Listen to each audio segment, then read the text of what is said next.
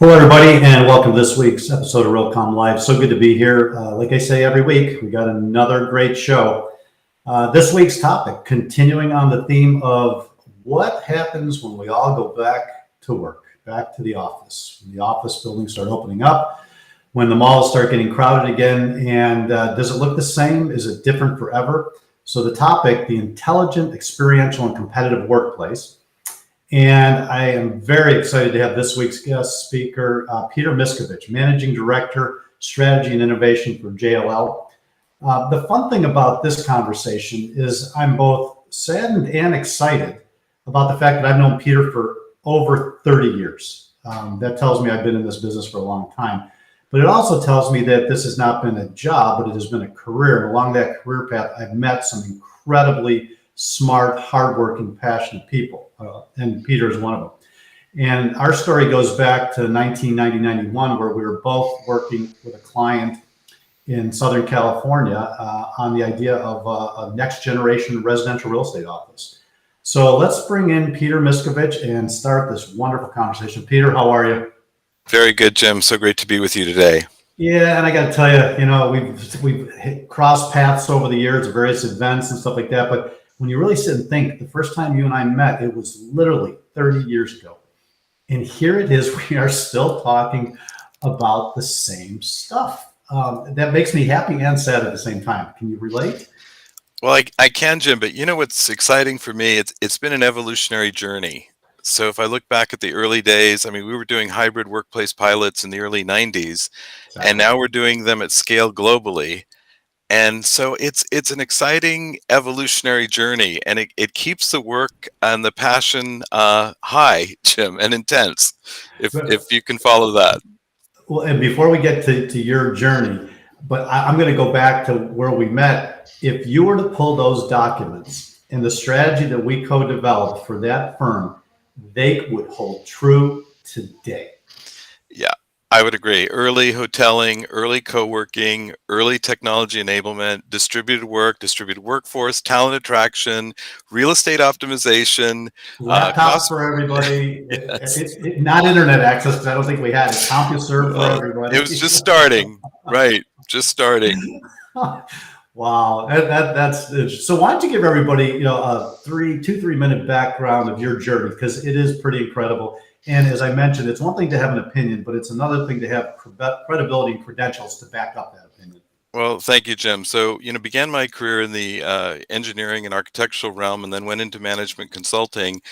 And to date, I've helped to transform, 1.5 billion square feet of corporate real estate globally, and have impacted over 50 large corporate headquarters, mainly Fortune 100 clients. I've been at JLL now going on 15 years.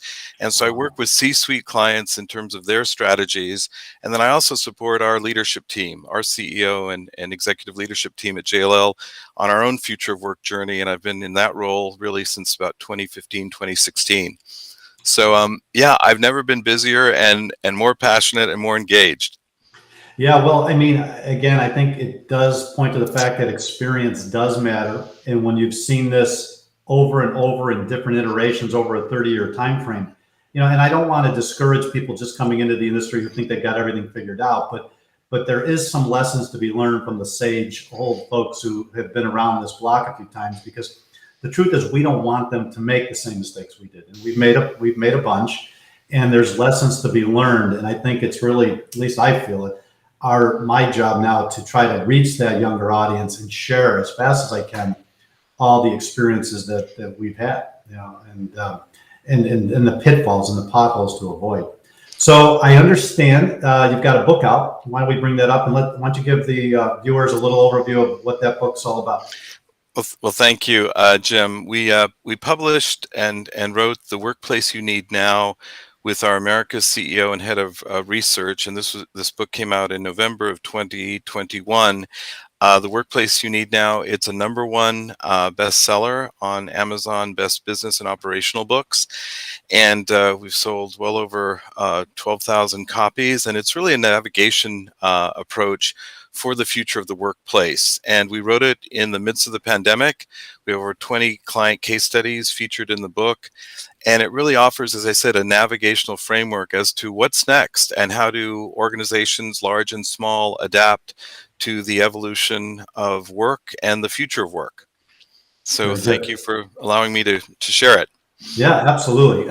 It's always nice to know that you can go to a source and a good read, get the context. And I think that's what's missing from so many of these conversations is context. You know, a 140 character tweet is wonderful, but reading a 500-page book gives you context. You know, in a couple sittings, you can sit down and get 30 years of experience.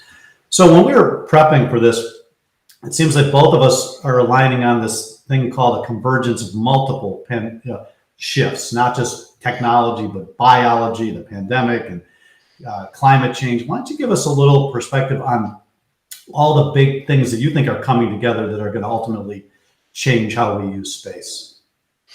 Well, clearly, the future of work and the enablement of technology to support new ways of working. And then with the pandemic, as we've discussed, it really served as an accelerant to the future of work and the hybrid work behavioral profiles. And work is moving from a location-centric approach to a human-centric approach. So actual work, and this is from our studies with Gartner and Forrester and McKinsey and others, the human-centric work approach allows work to be organized around the individual. And hybrid work, hybrid workforce, hybrid workplace, new real estate, ecosystems are evolving as a result of all of that. So when you meet with these senior people at some of the biggest organizations in the world, let's say the last couple of weeks of your calls and your meetings, what are the top 3 topic issues, questions, concerns, fears that you guys have been discussing? Clearly, Jim, right now, one of the main drivers across all of my, Fortune 100 clients is talent and digital talent and attracting the workforce and talent of the future and enabling that talent. And the pandemic has really shifted the focus where, real estate and workplace is not looked at necessarily as a cost, although it can be a significant cost. But how do we ensure we're enabling experience? We're engaging that future workforce, that future digital talent in particular. And how do we ensure that we're meeting our business objectives and financial performance objectives through the engagement of talent, and then how that talent is, if you will, organized and orchestrated via both hybrid work, hybrid workplace, hybrid workforce, AI enablement. I mean, the ecosystem is a rich one. Right. And so the clients that we have, we're trying to help them navigate this complexity. And we do see it as a learning approach over the next 2 to 3 years as we come through the pandemic in terms of this future state for the future of work and for these new levels of performance. So let's go a little old school. You know, Henry Ford invents this thing called the automobile and tells us, we can live in the suburbs and then we can drive to downtown and go to the office. And, if we have a lunch break or after work, we'll drive to the mall and do a little shopping, maybe, go home or go out to dinner. And the pandemic obviously forced us to fast track the digital transformation that was already going on, right? Right. So this workplace, we've been on calls, just like you, last couple of weeks, where people still believe we're going to go back almost to the way it was, where we take that 2-hour commute into the city 5 days a week. What does a hybrid, in literal sense, with specifics, what does a hybrid scenario look like, especially for a younger employee that is a digital native and knows they've got skills, but is a little bit more forceful than we may have been? So with this hybrid evolution, we're seeing a lot of diversity and no one size fits all. I have clients right now with various cohorts, younger cohorts, or various demographic cohorts in the office 5 days a week, 4 days a week. And even with Omicron and the variants that we've had to contend with, we've seen in-office behavior come back, especially into Class A building locations and desirable locations where there's a high value of both experiential, if you will, engagement and learning and collaboration. And those cohorts are, office centric. But then beyond those cohorts, we have folks that are in the office 2 to 3 days a week. They still want a peak experience when they come in 2 to 3 days a week and providing that experience. And then the rest of their time can be spent at the remote office, the home office, the co-working site, wherever that may be. And then there's another cohort that we're working with that's only coming to the office 2 to 3 days a month. And some of them may live a plane ride away. Right. And that's an emerging demographic and talent cohort that will be yet distinguishable from the other two. So it's a diverse mix at the moment, Jim, and it again makes the work quite challenging, but also quite rewarding in trying to address this diversity of both talent, workplace, workforce, technology enablement. So we were actually on a call with one of our partners last couple of days, and they've literally shut down offices in New York, Dallas, London, and have arranged contracts with a co-working organization for the need, space on demand. They kept a conference room, I think, just a conference room in New York. If that's done, it's any kind of scale. I mean, doesn't that not shift the paradigm pretty significantly? It's interesting. I have other clients who are actually taking more Class A office space today than they did pre-pandemic. And they're also utilizing co-working. So what we could have is a high degree of office demand, flight to quality for Class A space, high demand for co-working, options, suburban and urban, and a high degree of work from home, hybrid remote work, all happening simultaneously.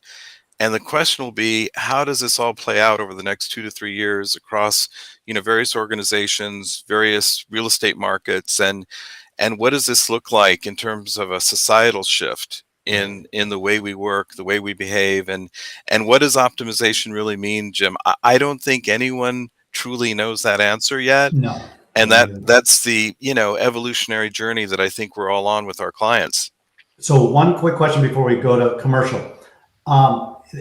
Real estate typically thinks in 20, 30-year terms, right? Because of the financial structure.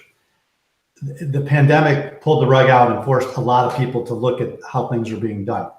How smooth or disruptive is it going to be from a financial perspective if this model has to shift faster than the financiers could have ever expected? I think we'll have to see how the next year plays out in particular, Jim. I think there's some overhang from 2020, 2021, and I think 2022 will be the year that will tell that story. And so we're looking at the next, 9, 10 months here very carefully in terms of those outcomes. But real estate, as we both know, it doesn't transform overnight. No. And given our longevity, some of these trends that you and I launched in the early 90s are now coming to maturity. Well, so I think we have to have patience and a little bit of wisdom. We still need patience. Yes. Yes. I remember I was in New York and I was asked to speak. This was in the 90s, early 90s, and I won't say names or organizations, but I was asked to speak, and we're on stage, a few hundred people in the audience, senior level people, and this guy was kind of arrogant, and I said, you better be prepared someday to convert all the office buildings to residential. Okay, this was 30 years ago. He looked at me like I had just, gone out of my mind. The audience starts to laugh. He picks up on the cue from the audience. He starts grilling me. Well, Jim, what are we going to do with elevators that were designed for offices that won't be programmed for residential? Or what about operable windows? I said, when this all hits, you'll figure out how to open the windows and retune the elevators. Yeah. I mean, meanwhile, since 2008, almost 25 million square feet of commercial office in Lower Manhattan was converted to residential.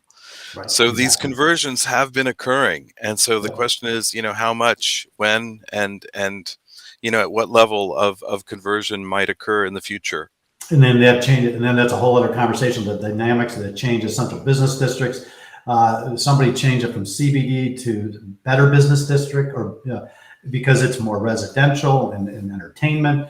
Yeah, it's all happening very fast. All right, so let's take a brief break, and when we come back, we're going to want to talk about some specific features of this next generation hybrid office at the building level, and let's even talk a little bit about what the home office might look like in the future as more and more people start to spend more time in a home office environment. And with that, let's have a brief break, and we'll be right back.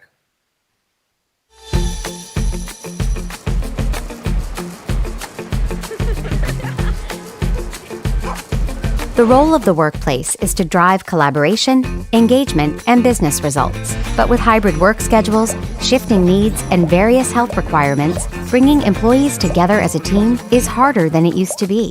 With MRI, you can bring people back to the office in a way that suits their needs and the needs of the business. Create a safe, flexible, and productive work environment with space planning and reservation tools that empower employees to make optimal use of your workplace. Control the flow of employees and visitors in and out of the office with solutions that give you a full view of who's on site and who's working remotely.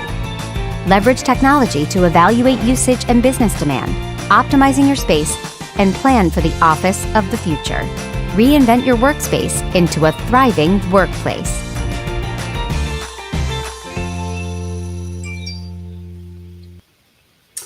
All right, so it's one thing to talk about esoteric big ideas and paradigm shifts and digital transformation. Let's try to get a little specific.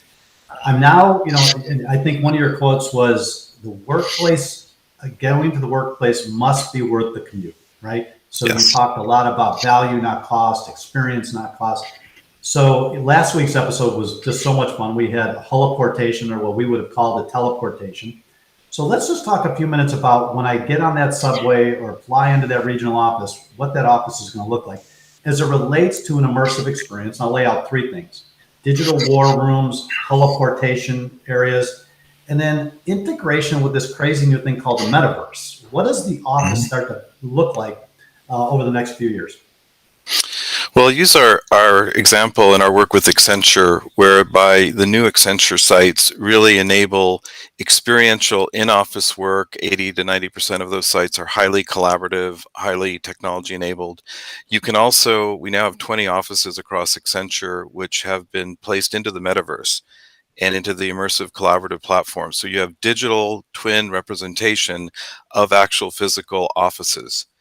And so this ability to work in a physical office, to work in a metaverse context and format of that office, to work at a co-working site as well. So the ecosystem diversification is expanding. Hmm. And I've been in the metaverse. I mean, Jim, I think you and I was part of Second Life in the early years. I mean, the I cut my metaverse is teeth on CompuServe. the metaverse is fine, but 2 to 3 to 4 hours in the metaverse is also taxing Too from a much. cognitive perspective. Right. So the ability to have diverse experiential journeys, either digital, physical, virtual, immersive, and then to have that level of community, collaboration, and connectivity within that entire ecosystem. I mean, that's what we're seeing as part of this next evolution. The thing that I have the most trouble communicating to senior level folks is not either or, but both. And in that hybrid scale from all online to all physical.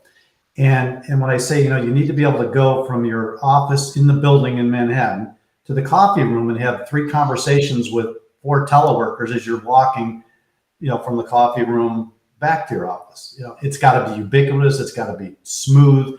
It can't be complicated. And in the virtual world and the physical world just have to seamlessly come together. They're really having trouble embracing what that means. Well, I think we're doing some piloting work with Microsoft and Microsoft Teams, and here again, the ability to have digital workplace integration and enablement across the platform we're on right now, across a metaverse immersive environment and a physical environment in a seamless, simultaneous way. That is, a year away, and then Apple Glass, Google Glass, next versions of augmented reality enablement are also going to help us on this journey, Jim, including new wearables. Yep. So Yep. it's I think coming together maybe more quickly than some of us can fully realize. And at the executive levels, I find I have 9 godchildren, right, all under the age of 30. The folks who've been in the gamified environments for many years, they can embrace this much more quickly than Right. some of our senior executives who have not had that gamification experience. You're absolutely right. We actually hacked team for 2-3 of our hybrid events. We went high production costs, a lot of technicians, complicated. And I kept saying to my team, we got to keep bringing this down to a very simple level.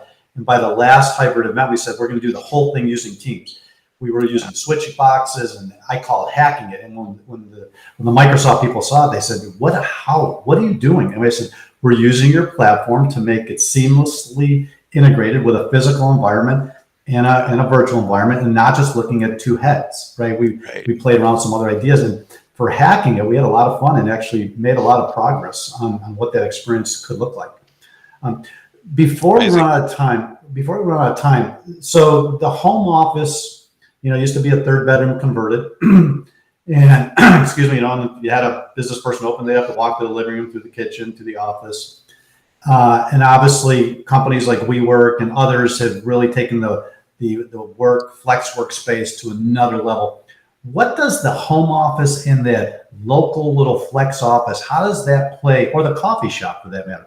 What does it look like outside the office as far as options? Well, clearly we're starting to see, actually starting this first quarter of 2022, companies invest in home office provisioning. And I have 4 technology clients where in 15 minutes, technicians come to your home office is entirely provisioned and set up, and you have a home office, high quality workplace experience, hybrid experience, equal to that of being in the office. Oh, And so we are now starting to see that investment to be made so that, again, the seamless digital workplace integrative, value prop can be realized. The co-working sites, I think, also are going to emerge, and I think we might see at some point where, whether it's a chain of some sort, if you could imagine, we work on steroids, where you could have multiple sites within New York City or San Francisco or London, where you can go in and have a 4-hour or 2-hour or 1 hour, 30-minute meeting that is seamless and collaborative, again, and digitally enabled. So I think there's some new levels of co-working yet to be explored and developed, and then the home office will improve, and then this platform we're on today, Jim, like you described, the Teams platforms of the world will become more sophisticated and much more powerful. Well, we've been doing the coffee shop meetings, guys like you and I, for literally 30 years. I remember coming to Manhattan with a laptop, a Wang laptop, okay, I'll really date myself, and a 2400 baud modem and alligator clips, staying at a hotel in New York so I could get my email, right? But those locations, the WeWorks, the coffee shops, they have to do it at scale, right? So it's easy to know you can get, because I've been in coffee shops as you have, and it gets too loud, if you're on a conference, so you need some quiet space, and you need, I'm actually working with a company that's a great idea, ZenPod, where they provide little phone booths, but not just phone booths, some really technology-enabled phone booths, meeting spaces. And so there's a whole new world opening up to provide this converged kind of space that allows people to really work anywhere. I think so. And I think you'll see the hospitality in the hotels. Confidentially, we have several of our hotel clients that are looking to provision at scale, more immediate co-working, digital workplace integration offerings. So if you think about any space that can be technology enabled where somebody wants to work, I mean, that possibility is a pretty large playing field of opportunity and enablement. And then the question is, what do the people want? Where will human demand and human experiential demand migrate to as we move forward? And I know this isn't necessarily technology innovation bullseye, but it is innovation. One of the questions I wanted to ask you was, what's one of the most innovative things that one of your clients is doing? And you talked about this thing where there's some horses. Can you talk about that? Yeah, no, we have one client who was actually in the Wall Street Journal this week, whereby they're building a wellness ranch and retreat to enable their corporate culture. And so there's some really new innovative interventions in terms of experiential engagement, how to build culture. I mean, being in an office 5 days a week is fine, but are there new and more innovative ways to build corporate culture? And we're seeing, a number of firms explore that in new and interesting ways, and I think more to come. Well, We'll see a lot more of that. Well, if you're not spending 10 hours a week in an automobile or on a train, and that means a lot of space gets reconfigured. Our theme this year for the conference is the great reconfiguration, the great capital R, capital E configuration, because it's configuration. It's reconfiguring buildings, cities, companies, people, families. It really is brought to light that we're going to live a lot different with this flexibility? It's a reimagination on all fronts. And I think that one of the takeaways from today's discussion I'd like to leave you with is that people want peak experience.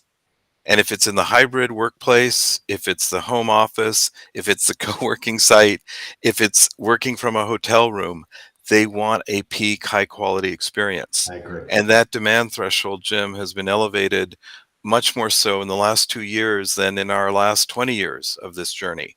Yep. I mean, and then when the day comes when I go to a hotel today in the United States, and I don't have to get on my knees to go underneath the desk to plug in my power, and there's still an analog alarm clock sitting on the desk.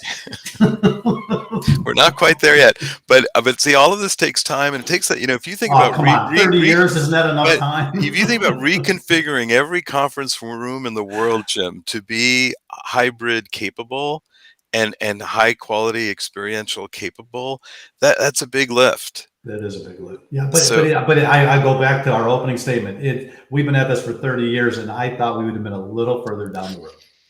No, I'm actually very pleased. The pandemic was an accelerant, and it really taught us new ways of engagement, and actually validated many of the same hypotheses that you and I shared in 1992. In 2022, those hypotheses have been proven out to be highly valuable. Well, I am just so glad you remain optimistic. Your attitude is phenomenal. You got that passion still burning in you. I'll have to call you every once in a while for a lift because I got to be honest. Sometimes I shrug my shoulders and go, really? It took a pandemic. No, we're with you all the way, Jim. Call me anytime. I will. Maybe in the afternoon with a little shot of whiskey. All right. Well, listen, we are way out of time. Howard's going to kill me. We're going to bring him out for news. Thank you so much. Great to have you. We'll have you back. My pleasure. And continue this great conversation. Thank you so much. All right. So Howard, I am so sorry, Howard. I took a little bit of your time, and the clock got away from me. But why don't you come on and do the news? And it's hard to stop a good conversation. Oh, it was a great conversation. Thank you. It was a great show. It was really good having Peter on after not, connecting for so many years. So I'm going to put myself in high gear, and I'll start. We'll start with the news, highlighting a couple of stories from this week's weekly news briefing. First, the AHR Expo is the main HVAC system and controls conference here in the U.S. And it's one of the major shows for manufacturers, OEMs, and service providers. And last week at the Las Vegas Convention Center, they attracted about 4,000 attendees, 1,500 exhibitors. And there was a Connection Community Collaboratory series of 10 educational sessions. And it's been produced every year for as long as I can remember by Scott Cochran, president of Cochran Supply, and Ken Sinclair, founder of AutomatedBuilding.com. And I was fortunate to be on one of those panels that was moderated by Mark Peacock, and he's Chief Marketing and Communications Officer for LinkSpring. And I was there with 4 of the most progressive, innovative, smart building consultants and solution architects on the planet. And we talked for like an hour about trends and perspectives on a variety of topics, from COVID to cyber to digital twins to convergence to EV charging stations. It was a great conversation. We don't always agree, and the attendees were really quick to pile into the controversy, but we shared some great insights and had some good fun. So that's story one. Also, and this is from Motley Fool. So aside from opening a couple of some grocery stores in the late 80s, Walmart's really never undertaken a huge redesign. Well, now they're looking at some big changes that are going to change the experience for shoppers and may have some benefits for retail real estate investors. They're adding things like curated displays for more customer interaction with products, incorporating more large smart screen displays with content personalized for individual shoppers, and employing broader use of QR codes. Looks like traditional big box shopping may be poised to get a little bit more interesting. Moving along, I have a special interest in prefab manufactured housing, especially small homes and ADUs. And I actually just took a tour of the Boxable factory Wednesday afternoon. That's Boxabl. Look them up on the internet. They make a 380 square foot, fully furnished, foldable, freestanding casita with all the appliances for under $50,000 that you literally crane into your backyard for a rental or mother-in-law unit. It's amazing. Now, the French developer Boyer Immobilier has launched a new co-living company that's created a shared living experience using their stackable version which is a 279 square foot, what they call the poly room. And these are modules. And these prefab modules have beautiful interiors, beautifully designed. And they're designed to stack like Lego bricks to erect a multifamily building literally in a couple of weeks. Now, the developer's plans to open 15 sites by 2025, which will provide about 2,500 polyroom bedrooms. Check it out. Very, very nicely done. Plus, WeWork just announced a partnership with Upflex, a co-working and flex-based aggregator. They're going to establish a combined global network of over 5,500 locations. The goal is to serve all those companies who are now embarking on hybrid work strategies. And this deal is going to help WeWork shift into an asset-light growth strategy by ramping up their physical network for members without really adding any incremental capital investment. Good move there. Finally, I just want to shout out to one of our Realcomm advisors, Jeff Koch. He just left his position as Chief Information and Innovation Officer at Mill Creek Residential, where he's been since 2015. He's just taken the role of Chief Operating Officer at Airwave, and they're a Dallas tech company founded in 2016 and focused on delivering high-speed private Wi-Fi to multifamily communities. I just want to say congratulations, Jeff. Best of luck on your new adventure. And with that, my time's up. That's it for me today. So everyone, have a great weekend and see you all next week. And you know, Howard, what is amazing with the news, each and every week, this stuff is coming at us from every angle. It's coming at us from the back end, the smart building, the operational efficiency, the energy, conservation. It's coming from the front end, from the experience. It's going all the way back into the real estate organization, making sure every piece of data is clean, clear, in the right place, organized, efficient. Our organizations, real estate organizations, are now trying to figure out how to adopt hybrid lifestyles for their employees. I mean, it's a big lift for a CIO or for somebody who's, and we have to embark on a lot of this without full information. right. We're in a lot of areas we're operating with a kind of a lack of standards and details and a lot of past history that could guide us. So it's an interesting time. If I would have one piece of advice for a senior level CEO, C-suite type, is you got to make the chief information, chief technology, chief innovation officer, whatever you call it, they've got to become your new best friend. You're not going into the 21st century and understanding this digital transformation unless you have a very trusted, deep relationship with somebody who can deliver on the tech, because it is not going away. You need a tech team that stands a little bit apart from IT, that focuses on prop tech innovation, all of the new emerging tech, and how we're going to integrate some of these new trends, like even as simple as ESG, into our game plans. Well, I also have to say, the little sub-theme we've been saying for years: big and dumb is out, small and smart is in. It's playing out right in front of our eyes. Just took 30 years in the pandemic. Yeah. All right. Well, listen, you have a great weekend, and we'll see you next week. Thanks, Jim. All right. And before we wrap the show, let's hear from our final sponsor. I'm going to come back and tell you about another great show next week.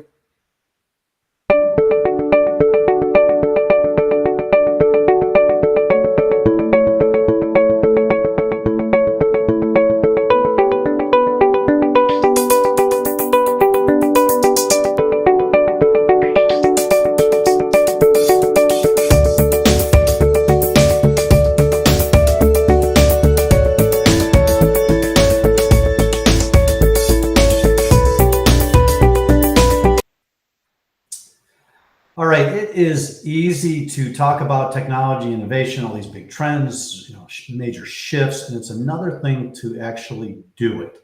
Next week, we are going to have a phenomenal guest, Sundar Papu from Inland Real Estate. And the theme is adopting an aggressive innovation strategy, automating everything. And these people just don't talk it under Sundar's guidance. They do it, back end, middle, front end. So come on back next Friday, buckle up, and you'll see firsthand what one of the most innovative real estate companies out there is doing, how they're doing it, and the results that they're getting. So with that, I'd like to bid farewell to everybody this week. Have a great weekend, and we will see you next Friday. Be well.